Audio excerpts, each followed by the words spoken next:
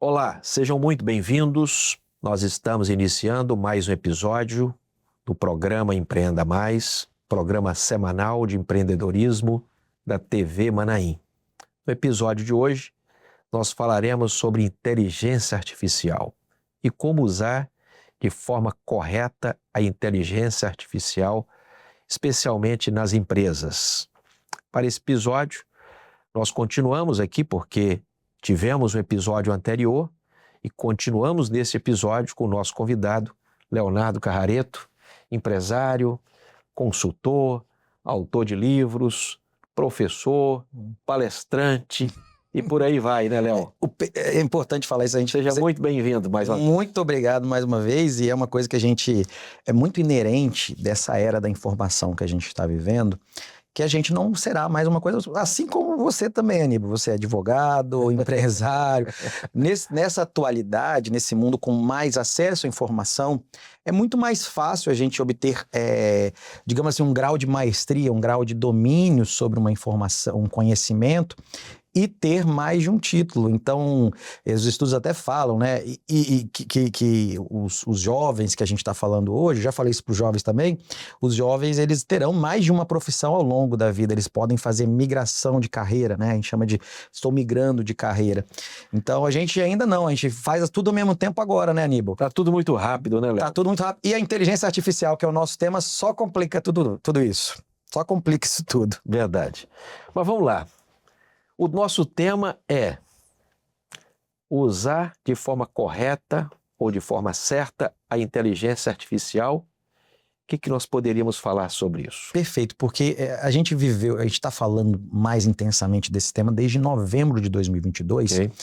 Inteligência artificial é uma coisa de mais de 40, 50 anos, mas desde dezembro de 2022 tornou acessível, prático, a ponto da gente conversar com um sistema, e esse sistema nos responder numa velocidade inacreditável, processando uma gama de informações e com uma resposta muito aderente. Então, partindo desse pressuposto, existe um gráfico, né, um estudo que a gente mostra 3 grandes momentos sobre qualquer tecnologia que aparece, como o caso da inteligência artificial, assim como já foi a questão do metaverso, assim, toda vez que você ouve uma palavra que a gente chama de o barulho da moda, né? Estamos falando agora de IA, já falamos de metaverso, já falamos de blockchain, Bitcoin ainda fala, mas assim, todas essas tecnologias, quando elas surgem, a gente tem um movimento que a gente chama de inflação das expectativas.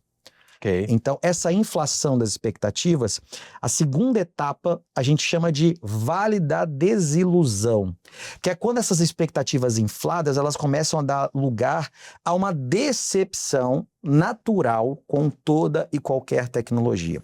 Para ilustrar para você, nos primeiros 3 meses do ChatGPT lançado, que é a principal ferramenta, digamos, existem várias outras, Grok, Copilot, Gemini, existem várias ferramentas. Nos primeiros meses do ChatGPT, o número de utilização foi absurdo, e existe uma comparação que a gente sempre faz, que é a quantidade de tempo que uma tecnologia, que um recurso como a televisão, como o computador, levam para alcançar 50 milhões, 100 milhões, marcos de milhões de usuários.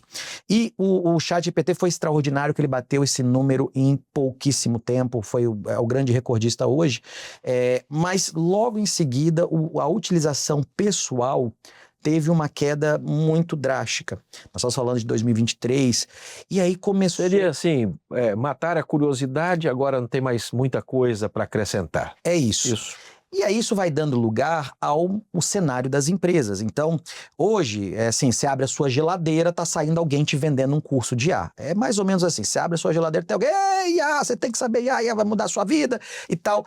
Ainda é a inflação das expectativas. Ok. Essa curva, ela não acontece simultaneamente. Eu já falei de 2 estágios, a inflação das expectativas e o vale da desilusão. Então, nós ainda... Vale da desilusão. Vale da desilusão. Ou seja, é o momento da decepção, que aquilo não é aquilo tudo. Exatamente. Esse ciclo, ele não acontece de uma forma linear para todo mundo. Metaverso, por exemplo, que você citou aí... sumiu. A gente não ouve nem falar disso mais. Exatamente. Mas em algum lugar ele está sendo utilizado de forma produtiva e eu vou chegar nesse ponto. Tá. Porque o que acontece? Esse vale da desilusão, tem empresas que já chegaram nesse vale da desilusão, nós estamos falando de 3 anos. Existe um dado de Harvard que fala que 95% dos investimentos em inteligência artificial fracassaram. Nós estamos falando de grandiosas empresas. Não estou falando só da pequena empresa da padaria da esquina. Eu estou falando de empresas que botaram bilhões de dólares. Eles fracassaram solenemente. E isso é um movimento que faz parte da inflação das expectativas e do vale da desilusão. Esse dado, que inclusive foi muito esquisito, que logo depois que saiu essa pesquisa desapareceu, só que já tinha sido repercutida suficientemente dos veículos de comunicação. Então, 95% de dar errado é muita desilusão, não é pouca não, é muita desilusão. Mas a terceira e última fase, o Aníbal, é o platô da produtividade. A gente encontra um linear, e platô é algo equilibrado, é algo contínuo, é uma linha, né? Ele não oscila tanto, ele vai crescendo numa velocidade, mas o platô da produtividade é quando a gente encontra isso que eu chamo de jeito certo de fazer. Então a gente não está numa forma equilibrada, não acontece em todos os lugares. Hoje na minha empresa pode estar de uma forma, na empresa do lado pode estar de outra forma, só que a gente precisa entender a primeira coisa, esse desespero que sai todo mundo correndo, assim, desesperado, igual manada, fala assim, precisamos de um curso de IA para os nossos executivos, precisamos que todo mundo aprenda, eu preciso entender IA, porque senão eu tenho um dado que eu acabei de voltar de um evento, Aníbal, que menos de 1% da força de trabalho foi substituída até hoje nos Estados Unidos por IA. A gente, eu gosto muito de falar isso, desde 1920 a gente fala que as máquinas vão roubar os nossos empregos. Desde 1920, eu tenho foto... A Revolução Industrial ali e tal, né? Desde 1920. E até hoje, tem gente trabalhando na indústria, tem gente trabalhando nos trabalhos braçais de toda a natureza.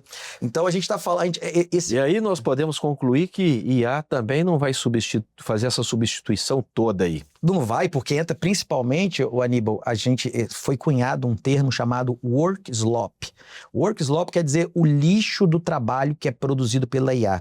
A gente tem tanto volume de informação, a gente tem tanta informação acessada, que estão sendo gerados lixos que estão nos tomando tempo que a gente acha que é produtividade. A gente acha que é eficiência, mas o nosso tempo está sendo tomado porque quando você vai fazer um trabalho e vai processar lá qualquer coisa, vou falar outro para não fazer propaganda. Copilot, fale para mim o que eu vou fazer agora. O Copilot gera lixo. Ou eu vejo algumas pessoas assim... Quando você fala lixo, aí você fala informação não precisa, muito precisa, é isso? Ou não precisa, ou desnecessária, ou ele me dá... Ou errada. Que pode acontecer também. Também. Sim. Mas que o principal problema é o seguinte, assim, isso tudo são muito graves, tudo que você falou é muito grave, mas, já é grave, na verdade. Mas quando a gente fala o seguinte, se eu quero fazer um trabalho que eu faria em 8 horas em 1, mas eu recebi um volume de informação para triar, processar, ter o pensamento crítico, ser sintético, organizar, preparar para isso ter valor. Imagina que eu gasto 2 dias para fazer isso, eu já perdi a eficiência que eu ganhei. Na prática, pelo que você está falando, seria, eu vou preparar um documento, um planejamento para uma empresa. Sim. Aí eu busco aquele planejamento, mas ele vem com tanta informação que você está chamando aqui de lixo, que eu tenho que ter análise sobre aqueles dados. Ou seja, eu não posso confiar totalmente naquilo que veio para mim. E é claro que eu sei que a inteligência artificial vai melhorar nisso. Sim. Mas existe um dado também que são geradas por dia mais de 500 milhões de imagens que são vistas apenas uma única vez por quem as produziu. Ok. Pela inteligência artificial. São gerados vídeos. Hoje já tem um número já que eu não estou com ele de cabeça, mas da quantidade de conteúdo nas redes sociais gerado por IA. Esse conteúdo, ele não tem o mesmo valor. E eu acabei de postar, inclusive, um vídeo que eu estava corrido e eu tenho um gêmeo digital, um avatar, que eu boto o texto lá, ele gera o vídeo e tá lá. Eu respondi uma pergunta de um empreendedor também, no meu Instagram, @leocarrareto, e eu gerei por IA. Agora, então, apesar de você estar falando todo isso, O nosso tema aqui é usar da forma correta, você usa. Eu uso muito. Ok. Eu processo informação, eu uso muito. Só que aí, por isso, é da forma correta. Correto. Então, Para a empresa, vamos focar na empresa. O que a empresa, como é que ela pode aplicar de forma... A primeira coisa que a gente estava falando dos trabalhos é não se precipitar. Eu preciso cortar, vou cortar custos. A gente vê as grandes big techs demitindo. Recentemente a Amazon 14 mil, uma empresa de consultoria demitiu mais 1.000. A gente vê as pessoas se precipitando e fazendo movimentos bruscos, achando que vão encontrar uma eficiência e não é por aí. Existem 3 grandes etapas que a gente fala do jeito certo. Primeiro é como eu aumento o trabalho. Eu acho muito difícil, se acontece na sua empresa, na sua empresa, assim, eu acho que todo mundo tem mais trabalho do que consegue fazer no dia, mais trabalho do que cabe no seu dia. Então, o primeiro caminho é você aumentar a sua capacidade produtiva. A gente fala de um trabalho aumentado. É aquilo que a gente não está dando conta de fazer e a gente coloca. Eu gosto de falar assim, né? Se eu perguntar para qualquer funcionário, eu chego nas empresas, eu faço isso, eu falo assim: qual o trabalho que você mais odeia fazer? Você fala assim, meu dia fica ruim quando eu tenho que fazer esse trabalho. Ter que revisar isso, ter que fazer aquilo. Comece por este trabalho que a gente não gosta de fazer. Comece pelo trabalho e comece a entender como a IA pode te ajudar. Esse é o primeiro passo, dentro da linha de aumentar. O segundo passo é falar assim, como eu poderia fazer mais orientado a quem? Ao cliente. A gente quer começar pela zona da eficiência, porque a gente imagina que cortando custos é bom. Eu adoro cortar custos também. Por mim, eu aumentava 30% das minhas receitas. Hoje eu me diminuía 30%. Mundo perfeito. Mas antes de pensar em reduzir custos a todo custo, a gente precisa pensar como eu melhoro a experiência do meu cliente, como eu agrado o meu cliente, como eu gero mais valor, que foi o tema do programa que a gente falou.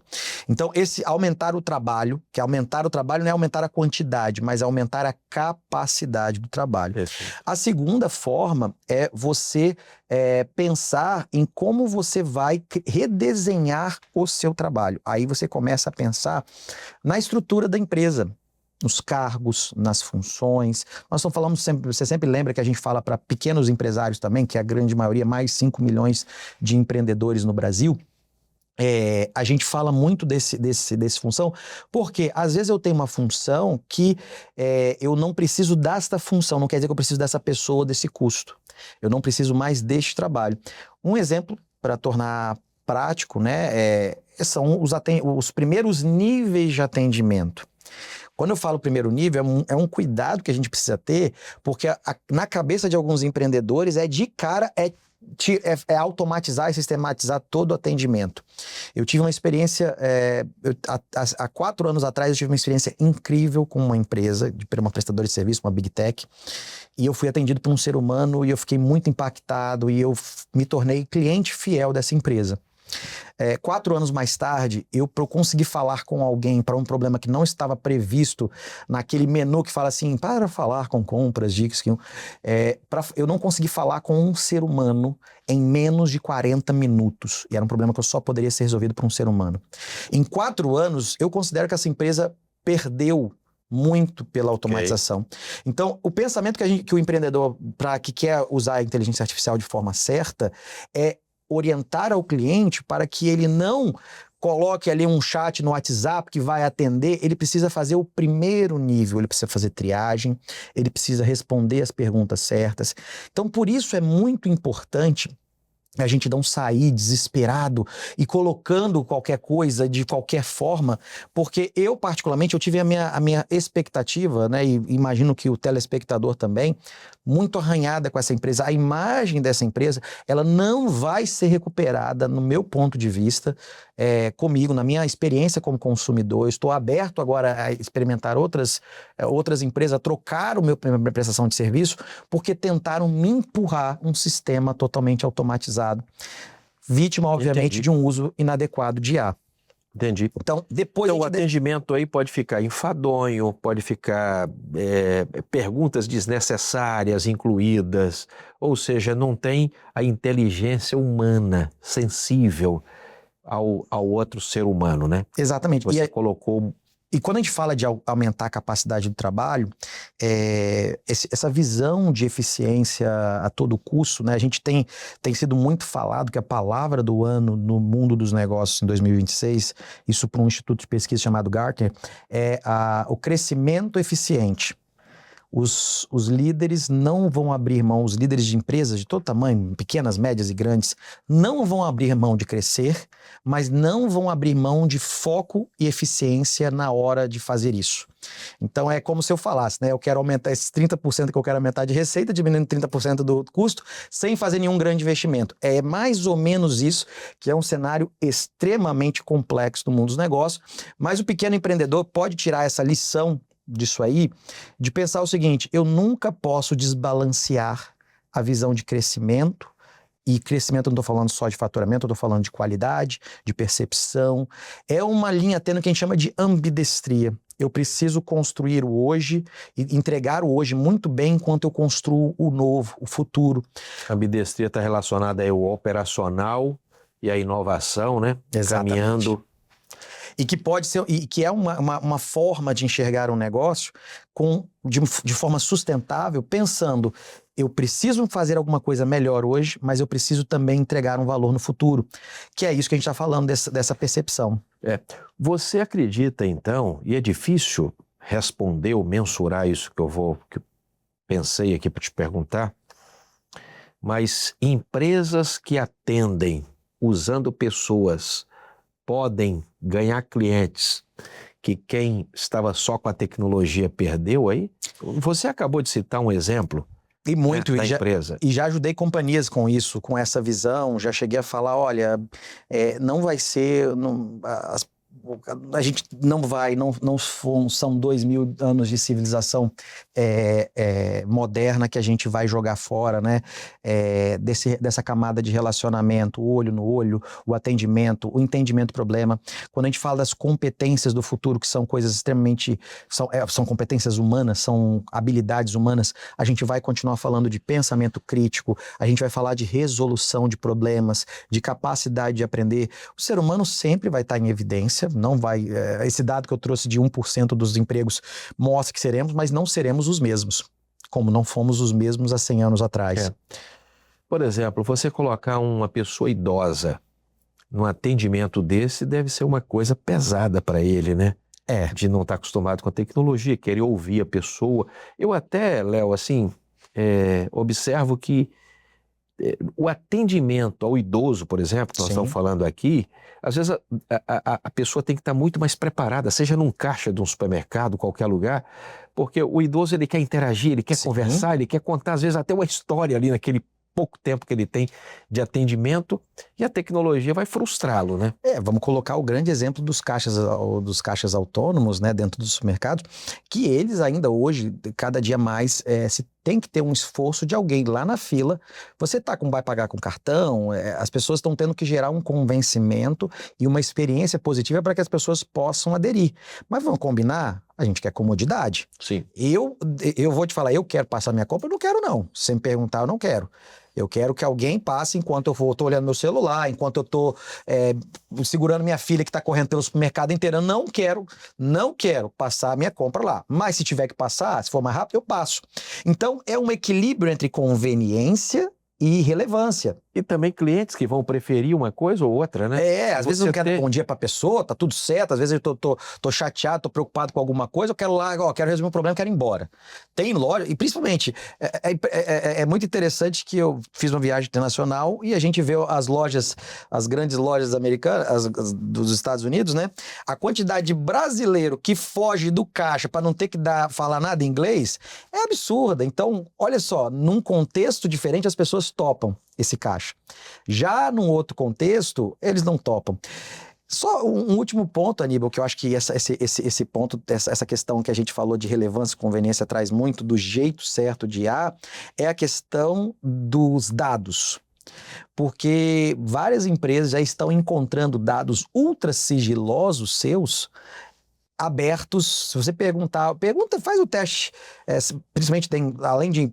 A gente fala sempre do empreendedor que tem o seu próprio negócio, mas a gente fala sempre do intraempreendedor também, né? Eu trabalho numa grande empresa e sou um intraempreendedor. Isso dá, inclusive, um tema para eu voltar aqui e bater um papo com você sobre intraempreendedorismo. Mas o intraempreendedor, às vezes, está desenvolvendo um projeto e está usando primeiro a sua própria conta pessoal para tratar dados da empresa.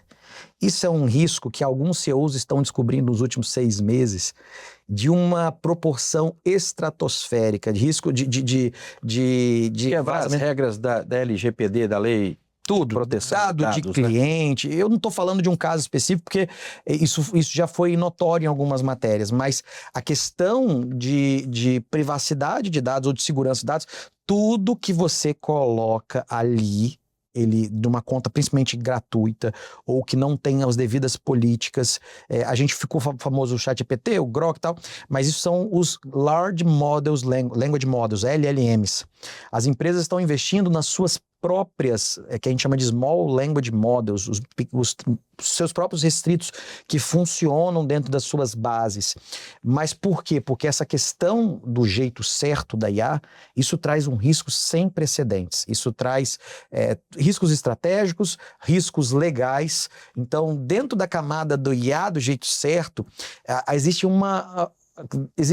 um trabalho estratosférico para os próximos 3 anos de consciência. Eu tenho ajudado empresas com isso, mas de conscientização, porque a gente sai desesperado, abre a geladeira e tem alguém tentando te empurrar um curso de IA, falando que você vai ser o executivo do passado se você não souber, mas se não fizer do jeito certo, é pior. Muito bom. Tema interessantíssimo, Léo. Nós chegamos aqui ao final do nosso tempo, né? Mas vamos marcar outros episódios com você. Tem muita coisa para nós falar. Eu quero vir aqui falar do meu livro também com você, porque o pessoal vai gostar bastante. Um livro para empreendedores pequenos, médios, grandes. Aí eu vou lançar no ano que vem e a gente volta aí bastante aí para conversar, Aníbal. Vamos marcar. Eu sou sócio de carteirinha do programa aqui já. Verdade. Ponto. E a contribuição é grande. Muito obrigado, Léo. Obrigado. Mais uma vez. Nós sempre lemos um texto da palavra do Senhor, vamos fazê-lo agora, que está na primeira carta aos Coríntios, capítulo 10, versículo 26, que nos diz assim: porque a terra é do Senhor e toda a sua plenitude. Nós deixamos aqui um abraço a todos e até o próximo Empreenda Mais. Recomendamos que você continue na nossa programação da TV Manaim.